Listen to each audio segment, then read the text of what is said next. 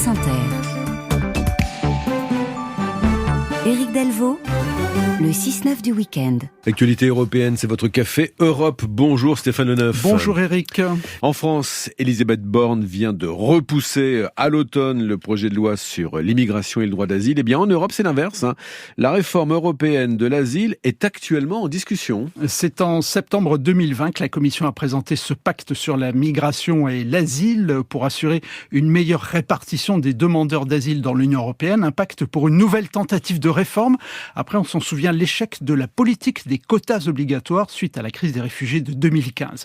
4 textes ont été adoptés par les eurodéputés, notamment celui qui vise à réformer le désormais célèbre règlement de Dublin qui fait peser toute la responsabilité sur le pays par lequel le migrant est arrivé dans l'Union. L'Italie, la Grèce, l'Espagne, Chypre, Malte demandent depuis des mois une révision de ce règlement.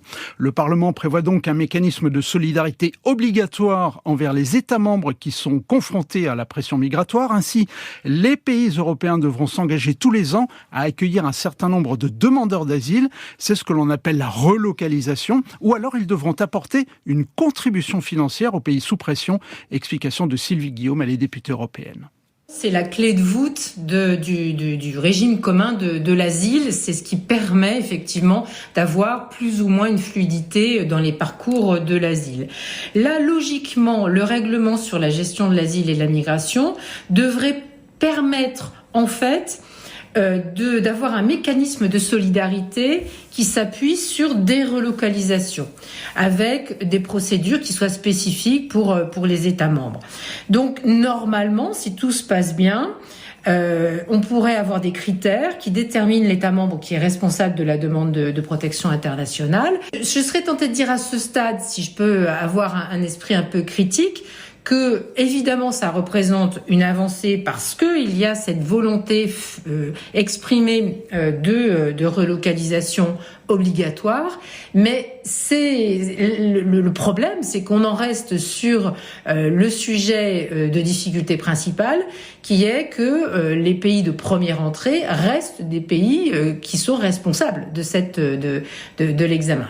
Donc on ne résout pas tous les problèmes au travers de ce texte, mais nous avons l'espoir de pouvoir convaincre les États membres maintenant d'arriver à une solidarité sur la relocalisation. Sylvie Guillaume, députée européenne, on a donc la position du Parlement. Les discussions vont démarrer maintenant avec les États membres. L'Union européenne a trouvé un accord pour doper la production de semi-conducteurs. Oui, le Parlement et les États ont trouvé un accord sur ce plan qui vise à développer l'industrie des semi-conducteurs en Europe et pour réduire surtout sa dépendance vis-à-vis de l'Asie.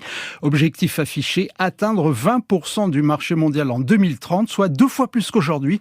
Et l'Union devra pour cela quadrupler sa production. Et pour y parvenir, eh bien, les Européens ont l'intention de mobiliser 43 milliards d'euros. Volkswagen qui investit en Chine dans un centre de véhicules électriques. Déjà très présent en Chine, le constructeur allemand déclare vouloir investir 1 milliard d'euros dans ce nouveau centre de développement pour véhicules électriques. Cette structure pourrait ouvrir en 2024. Allez, on termine avec les pratiques anticoncurrentielles. Bruxelles est en train de mener une enquête dans le secteur de la mode. Oui, la Commission mène des inspections inopinées, a mené des inspections inopinées dans les locaux de plusieurs entreprises du secteur de la mode.